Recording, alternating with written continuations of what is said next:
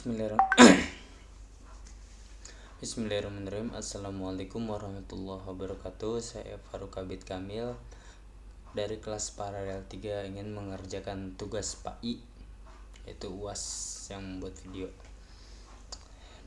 Bismillah, kita mulai dari awal. Pertanyaan pertama, bagaimana kamu membentuk karakter kepribadian yang baik? Kalau menurut saya, yang pertama, pastikan bahwa kita selalu jujur kepada diri sendiri. Situasi yang canggung selalu akan membuat kita merasa tidak nyaman. Jangan berusaha menjadi orang lain. Jika kita bertemu dengan orang-orang lain, orang-orang baru, jangan khawatir saat kita merasa tidak memiliki kesamaan dengan mereka. Cukup pastikan bahwa kita mengobrol santai dengan mereka, bersikap ramah, dan selalu bersikap sopan santun. Sebagai contoh, misalnya kita sedang menghadiri suatu acara untuk mencari teman baru. Kemudian kita sedang mengobrol dengan seseorang yang terasa tidak cocok buat kita sendiri. Pastikan bahwa kita tetap bersikap sopan, lalu akhiri obrolan tersebut. Kita tidak harus berpura-pura. Ungkapkan kejujuran. Yang kedua, jadilah orang yang bahagia. Cobalah untuk selalu melihat ke sisi yang cerah, menerapkan pandangan yang positif, dan tersenyum. Tidak ada orang yang akan mengabaikan orang yang bahagia. Meskipun begitu, bukan berarti kita harus berpura-pura atau merasa perlu menyembunyikan perasaan kita.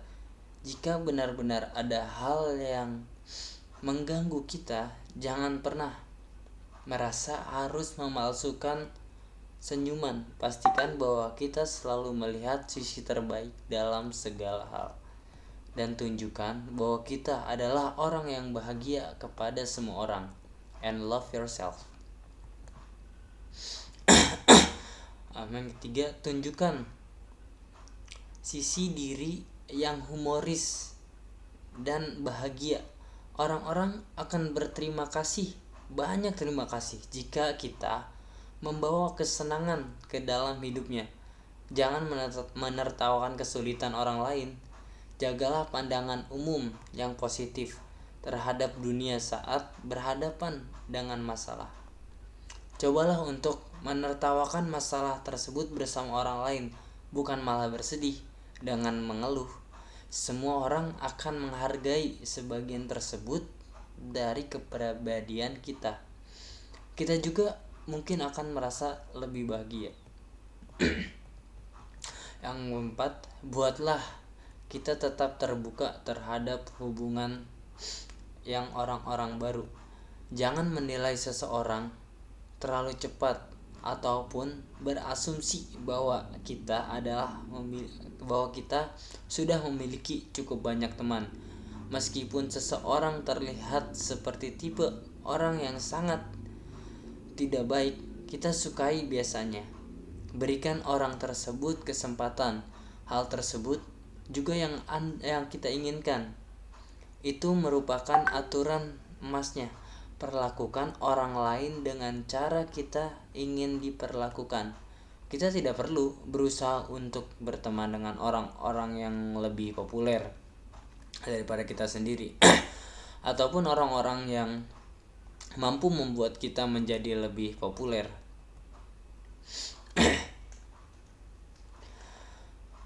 Daripada kita mencari itu, mending kita cari orang-orang yang lebih baik dengan banyak berkenalan dengan setiap orang yang ditemui dalam kesempatan yang ada, dan cobalah untuk mengelilingi diri dengan orang-orang yang mampu membuat kita merasa nyaman. Cobalah untuk selalu terbuka untuk menerima teman dan hubungan yang baru. Yang pertanyaan kedua, jawab serta apa yang akan kami perbaiki ke depannya dan bagaimana caranya. Yang paling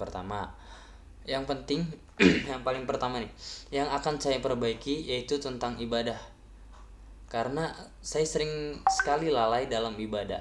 Dalam artian, saya sering tidak tepat waktu dalam mengerjakan sholat.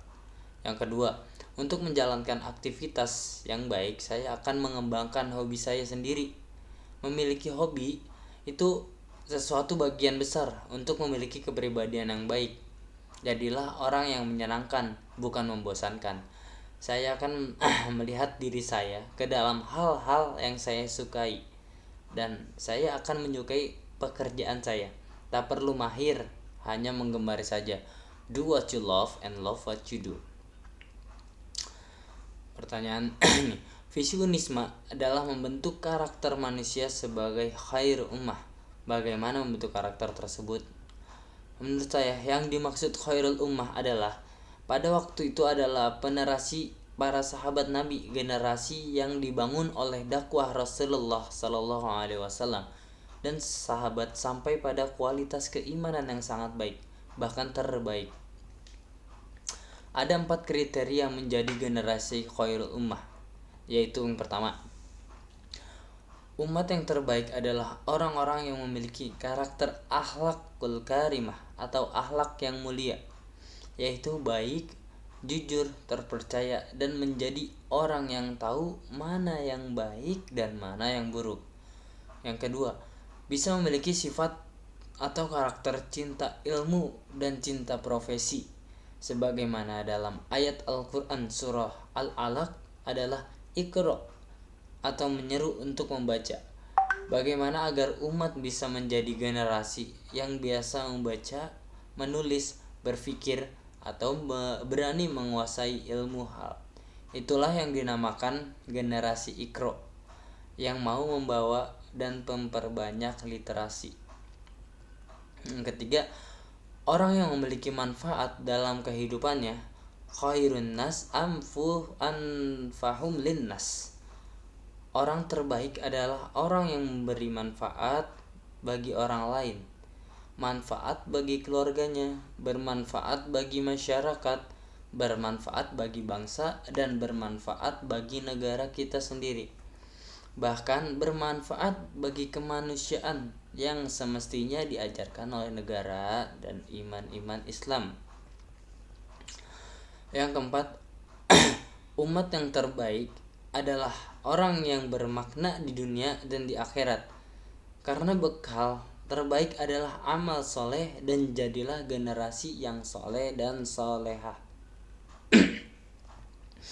Pertanyaan selanjutnya, jelaskan cara mencegah dari pengaruh budaya negatif saat ini.